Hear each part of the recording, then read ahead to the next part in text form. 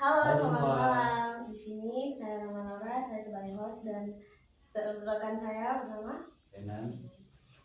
di sini kami akan membahas tentang perkembangan anak usia 12 sampai 17 tahun. Kami berbicara langsung dengan narasumber kami. Boleh Bapak perkenalkan nama? Ya baik, terima kasih. Saya Andrian Jami SPDM Link sebagai guru di SMA Negeri 2 Kupang Timur. Terima kasih. Pada kesempatan berikutnya saya akan memberikan pada rekan saya. Baik, terima kasih Bapak. Jadi sini kami memiliki beberapa pertanyaan gitu. Kira-kira Bapak sudah menjadi guru ini sudah berapa lama? Menjadi guru SMA sudah berapa lama? 16 tahun. Lama sekali ya.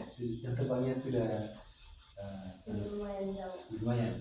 Lalu menurut pandangan Bapak sebagai guru di salah satu lembaga pendidikan SMA gitu, kira-kira peran lingkungan dan keluarga dalam membentuk kepribadian seorang anak itu seperti apa?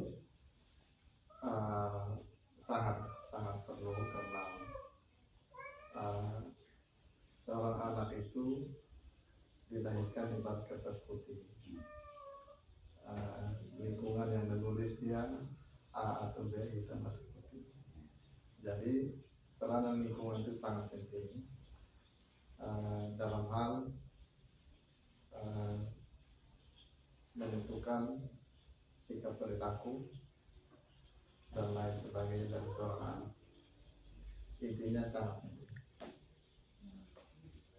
Berarti lingkungan ini menentukan siapa dia sebenarnya gitu kan? Ya betul. Jadi menurutnya ini kira-kira dalam lingkungan sekolah itu kan ada beberapa karakter siswa. Ada yang memang periang, ada yang ada juga yang introvert gitu, yang tidak mau bergaul dengan orang lain, yang takut untuk bergaul dengan orang yang malu. Kira-kira Bapak sebagai guru, sekarang apalagi selama 16 tahun ini, apa yang telah Bapak berbuat tentang agar mendukung anak-anak tersebut? Ya, jadi cara mengatasi anak-anak seperti itu dalam abad 21 ini keterampilan 4C itu penting sekali. 4C itu ada komunikatif, kolaboratif, komunikatif, dan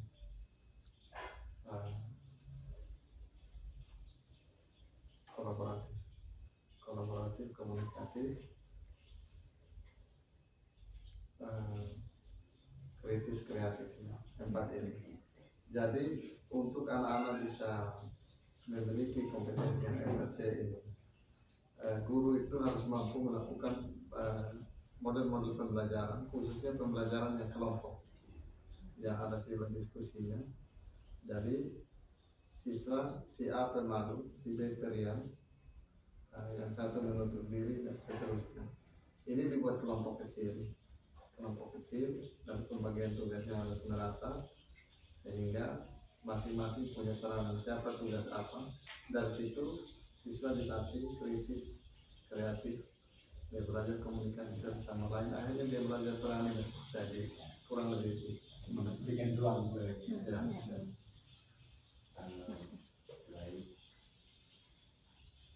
Yang berikutnya ini berkaitan dengan diterapkan secara mental dari seorang siswa. Yang berikutnya usia 12-17 tahun kan masa remaja gitu. Artinya anak-anak masih istilahnya mencari jati diri gitu. Anak-anak yang ingin cari perhatian segala macam gitu. Kira-kira menurut Bapak sebagai guru, anak-anak kan latar belakang anak-anak juga kan berbeda-beda gitu. Latar belakang anak-anak berbeda-beda. Kira-kira yang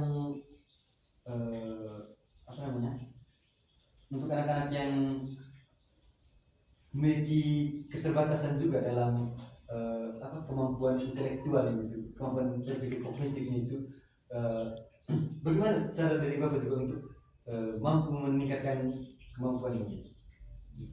Ya, jadi kalau di tingkat SMA,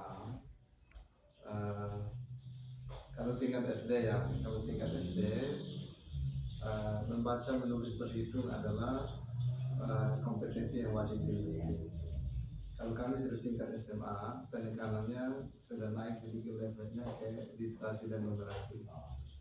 Nah, bukan tidak mungkin anak SMA itu belum bisa baca, ada. Bukan tidak mungkin anak SMA itu berhitung belum bisa. Bagaimana cara kita sebagai guru? Yang pertama, deteksi awal. Deteksi awal supaya intervensinya tepat. Kemudian perlu dipahami, seorang guru itu harus memiliki kemampuan untuk memahami masing-masing anak. Jadi psikologi anak itu harus dikuasai oleh seorang guru. Kalau tidak, maka tidak nyambung antara kebutuhan anak dengan perlakuan yang diberi. Karena itu deteksi awal penting.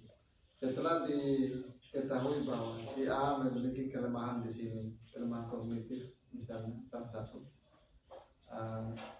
maka guru itu harus menurunkan standarnya sesuai dengan kemampuan si A. Tidak bisa disamaratakan.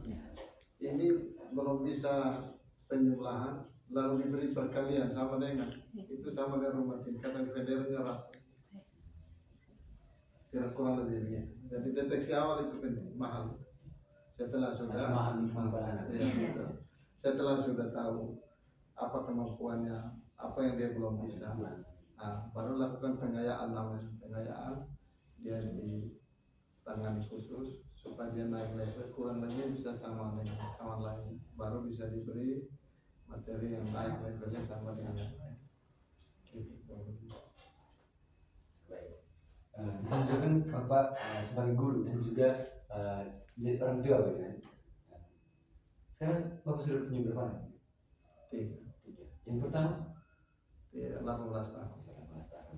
Yang kedua 8 tahun. masih kecil.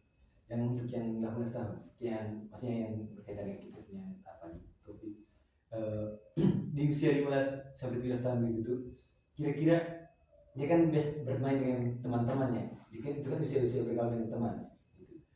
Kira-kira di rumah nih apa solusi dari Bapak agar meskipun dia tetap bermain di luar tapi juga mampu menjalin komunikasi dengan Bapak di rumah? Ya, jadi kita sebagai orang tua itu peranannya tidak boleh kaku. Itu kalau saya biasanya tidak kaku, karena saya berperan sebagai teman, karena juga saya berperan sebagai orang tua, karena juga saya berperan sebagai guru untuk mengajar yang dia tidak bisa saya ajar. Sebagai orang tua, moral dan etika menjadi nomor 1. Karena bagi saya, kalau hidup tanpa harga diri tidak ada bedanya kita dengan monyet di hutan, tidak ada sama, tidak ada bedanya. Jadi itu penting bagi saya. Saya harus menanamkan etika dan moral itu menjadi penting. Kemudian sebagai teman itu, saya mendengar, saya jadi teman curhat gitu. Untuk apa? Supaya saya bisa mengetahui posisi emosinya, ketakutannya.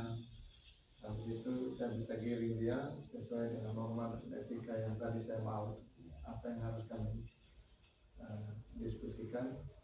Peranan itu yang saya lakukan, 3 itu sebagai teman, sebagai orang tua, juga sebagai guru. Nah, itu yang saya lakukan.